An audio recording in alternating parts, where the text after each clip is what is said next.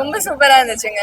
Communism Naxalites பத்தி வந்து பேசியிருக்காங்க. ஸோ ரியல் லைஃப் இன்சிடென்ட் ஏற்கனவே கார்ட்ல வந்து என்ன மாதிரி ஒரு விஷயங்கள் இதுக்கு முன்னாடி பாஸ்ட்ல நடந்திருக்கோ அந்த ஒரு விஷயத்த வந்து சூப்பரா வந்து காமிச்சிருக்காங்க. அது ஏங்க வந்து அது மாதிரி ஒரு கேள்வி உங்ககிட்ட இருந்து வருது எனக்கு புரியவே இல்லை. சாதி ரிலேட்டட் கிடையாது. இது ஒரு கம்யூனிசம் ஒரு நக்சலைட்ஸ் பத்தி ஏற்கனவே நடந்த ஒரு ரியல் லைஃப் இன்சிடென்ட்.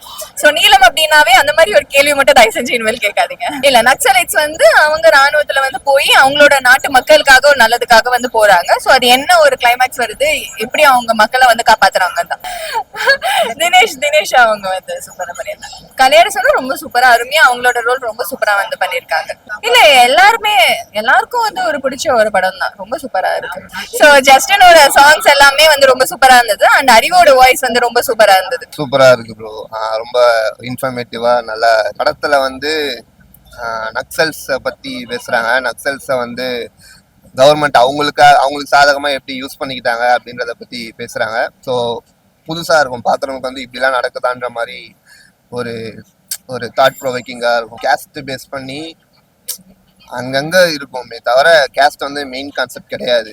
அது கான்செப்டே வந்து ஃபுல்லா நக்சல்ஸு கவர்மெண்ட் அவங்கள என்ன பண்றாங்கன்றது தான் கான்செப்ட். கேஸ்ட்டை பத்திலாம் பெருசா எதுவுமே ஆக்டிங்லாம் எல்லாருமே செம்மையா பண்ணியிருக்காங்க.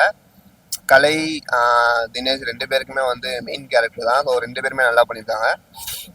கலை நல்லா பண்ணியிருக்காரு. அதே மாதிரி ஹீரோயின்ஸுமே வந்து ரெண்டு பேர் அதில் கலையோட பேரன் வச்சவங்க அவங்க வந்து நல்லா பண்ணியிருந்தாங்க. எல்லா மாதிரியான ஆடியன்ஸ்க்கும் பார்க்கலாம் ப்ரோ. எல்லா ஆடியன்ஸ்க்கும் செட் ஆகிற மாதிரி ஒரு படம் தான். ஏன்னா கமர்ஷியலாகவும் இருக்குது, அதே மாதிரி கண்டென்ட்டும் இருக்குது. கண்டென்ட்டாக பார்க்குறவங்களும் வந்து பார்க்கலாம், கமர்ஷியலாக பார்க்கணுன்றவங்களும் பார்க்கலாம். ஏன்னா ரெண்டுமே பேலன்ஸ் பண்ணி கொண்டு போயிருக்காங்க. அந்த வகையில் வந்து சூப்பராக இருக்குது. அதே மாதிரி மியூசிக்கும் கேமராவும் வந்து பயங்கரமா இருக்கு. சில சீன்ஸ்லாம் வந்து பயங்கரமா எலிவேட் பண்ணிருக்கு. அவங்க ஆர்டிஸ்டா இருந்தாலுமே வந்து நமக்கு இவங்க தேவையில்லாம போட்டுக்கிறாங்க அப்படின்ற மாதிரி எந்த ஆர்டிஸ்டுமே தெரியாது. ஏன்னா அந்தந்த கேரக்டருக்கு என்னவோ அப்படின்ற மாதிரி தான் இருக்கும். ஸோ அதெல்லாம் வந்து சில இடத்துல லிப்சிங் மட்டும் கொஞ்சம் மிஸ் ஆகிற மாதிரி இருந்தது. ஆனால் அதெல்லாம் கூட எனக்கு பெருசா மேட்டரா தெரியல. நல்லா தான் இருந்தது. எல்லா கேரக்டருக்கும் கரெக்டாக இருந்த மாதிரி தான் இருந்தது. நல்லா ஏன்னா நம்ம நிறைய நியூஸ் சேனல்ஸ்ல நிறைய நம்ம நக்சல்ஸ் தீவிரவாதிகள் கொல்றது அப்படின்னு என்கவுண்டர்ஸ் பண்ணுறதை பற்றி பார்த்துருக்கோம். பட் ஆனால் ஓகே அவங்க நாட்டுக்கு எதிரானவங்க சொல்லிட்டு கடந்து போயிட்டு இருக்கோம். பட் ஆனால் அந்த மாதிரி இல்லாமல் நிறைய ஃபேக் என்கவுண்டர்ஸும் நடந்திருக்கு. அதை பதிவு பண்ணியிருக்காங்க. ஸோ நமக்கு அது பார்க்கும்போதே இந்த மாதிரிலாம் நடந்திருக்கா, கவர்மெண்ட் இந்த மாதிரிலாம் பண்ணியிருக்காங்களா அப்படின்ற மாதிரி நமக்கு தெரிய வருது. ஸோ அது கொஞ்சம் தாக்கமாகவும் இருக்குது. ஆக்சுவலாக என்னென்னா இராணுவத்தில் சேர வைக்கிறேன்னு சொல்லி கூப்பிட்டு போய் தான் அந்த அப்பாவிங்களை வந்து தீவிரவாதிகளாக கொண்டிருக்காங்க. அதுதான் பதிவு பண்ணியிருக்கேன். நல்லா இருந்துச்சு. ஆக்டிங் எல்லாமே நல்லா இருந்துச்சு, சூப்பராக இருந்துச்சு. அண்ட் மியூசிக்ஸ் தான் பெரிய ப்ளஸ். சூப்பராக பண்ணியிருந்தோம், நல்லா இருந்துச்சு. ஒரு 2 டைமென்ஷன் இருக்கு. ஒன்று பழங்குடி, இன்னொன்று பியூரோக்ராட்டிக்கோட அப்ரோச் எப்படி இருக்கு, மக்கள் மீதான அப்ரோச் எப்படி இருக்கு, அண்ட் அவங்களுடைய ஆதாயம் என்னவா இருக்கு அப்படின்றத ரொம்ப தெளிவாக காமிச்சிருக்கு. You will connect it. நீங்க புரிஞ்சுக்கிற முடியிற நிலைமையில தான் இருக்கு. இது ஒன்றும் ரொம்ப ஹார்டா இருக்கு, இது எனக்கு படமே புரியல அப்படின்னு நீங்க சொல்ற மாதிரிலாம் இல்லை. You will connect it. Human emotions are equal for every one. You will connect it. If you are human you will connect it. எளிமை, எல்லாருமே சமம், எல்லாருக்கும் எல்லாமும் கிடைக்கணும் அப்படின்ற விஷயம் தான். அது எல்லாருக்கும் தெரிஞ்ச ஒரு விஷயம் தானே. என் பிள்ளைக்கு நான் 2 பேத்துக்கும் தனித்தனியா கொடுக்க மாட்டேன், ரெண்டு பிள்ளைங்களுக்கும் சேர்த்து தான் நான் கொடுப்பேன் அப்படின்னு சொல்ற மாதிரி தான்.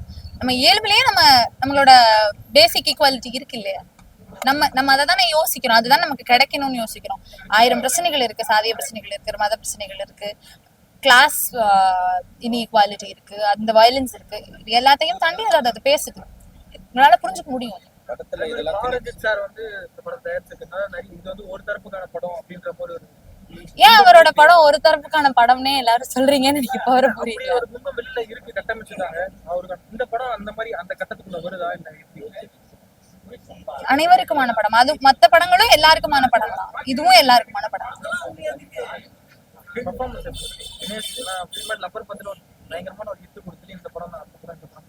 எல்லாருக்குமே ஒரு ஈக்குவல் ஸ்பேஸ் இருந்தது. அது டைரக்டரால தான் பண்ண முடியும். அது மட்டும் இல்லாம ஒரு சீனுக்கு வர்றதா இருந்தாலும் they have their equal space, intensity இருக்கு. மக்களோட ஈஸியா அவங்களால கனெக்ட் ஆக முடியும்.